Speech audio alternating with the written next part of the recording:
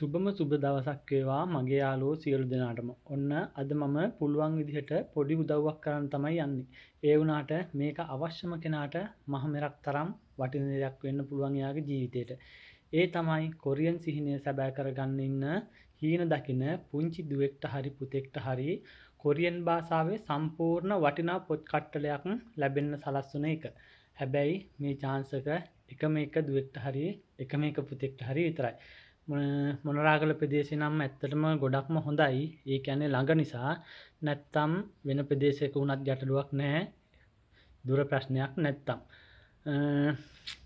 මේ පොත් කට්ටලය ගන්න කෙනාට ඇත්තටම ප්‍රදීප් විජේසිරිවර්ධන සර්ගේ ක්ලාස් එකට ජොයින්ට් වෙලා වැඩ කටයුතු කරගන්න කෙනෙක්ට තමයි ඇත්තටම මේක ගොඩක් වටින්නේ. ඒ කියන්නේ මම සර්ගේ ක්ලාස් එකට ගියපු නිසා ඒ කාලසටහනට අනුව හදලා තියෙන හින්දා ඒ ක්ලාස් එකට ජොයින්ට් වෙන කෙනෙක්ට තමයි මේ පොත් කට්ටලය ඇත්තටම ගොඩක්ම වටින්නේ.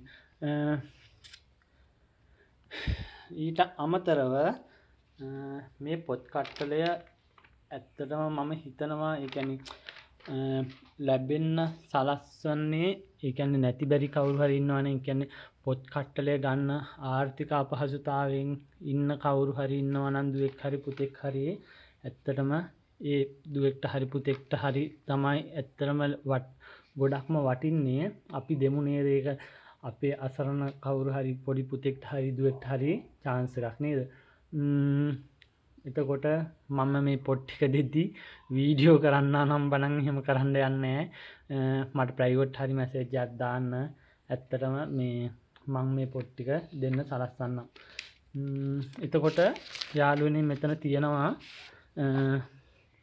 කොරියන් හෝඩිය, ඊට පස්සේ තියෙනවා ඉලක්කම් සහ ඒකක නාමපද තියෙනවා, වචන මාලාව තියෙනවා, ව්‍යාකරණ පොත, ස්වයං අධ්‍යයන පෙළ පොත් දෙකම තියෙනවා. මේ පොත් දෙක අපි මේ පැත්තට දාමු. මෙතන තියෙනවා සවන් දීමේ පෙරහුරු අභ්‍යාස පොත, ඊට පස්සේ කියවීම සවන් දීම ප්‍රශ්න වලට අදාළ වචන. එතකොට මේක මෙන්න කියවීමේ සවන් දීමේ පොත. ඒකේ ප්‍රශ්න උත්තර වල මේ අංක ටික තියෙන්නේ. එතකොට Tamanට පුළුවන් වැඩ කටයුතු ටික තනියම උනත් කරගන්න. මේකේ තියෙන මේ ප්‍රශ්නෙට අදාළ පිළිතුර තමයි මේකේ තියෙන්නේ.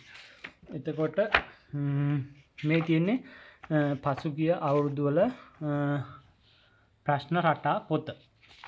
මීට අමතරව යාළුවනේ මංගව තිබ්බා මේ සවන් දීමේ පොතට අනුව තියෙනවා වොයිස් රෙකෝඩින් ටිකක්. ඒ ටික දැනට නම් මම ගාව නැහැ.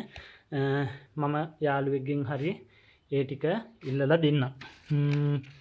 ඊට අමතරව මම ඔයාලගමුත් ඉල්ලනවා යාළුවනේ අපි මේ ඇවිත් ඉන්න తాවකාලික නවාතැන්පලෙන් යන්න කලින් ඔයාලත් ඉගෙනගෙන ඉවරයි නම් ඔයා ගාව තියෙනවා නම් පොත් ටිකක් වෙන්න පුළුවන්, පේපර් ටිකක් වෙන්න පුළුවන්, යම් කෙනෙකුට කරන්න පුළුවන් උදව්වක් තියෙනවා නම් අපි හිතමුකෝ ඔයා ගාව තියෙන ඔරලෝසු දෙකක් තුනක් කියලා.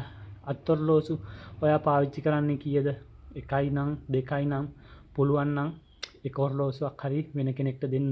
අත දෙන්න ජීවිතේ ඒ කියන්නේ මිනිහෙකුට අත දෙන්න, මිනිස්සුෙකුට අත දෙන්න වරදින්න නැහැ. එතකොට යාළුවනේ කවදාවත් එහෙමනම් යාළුවනේ ගිහිල්ලා එන්නම්. සුබ දවසක්.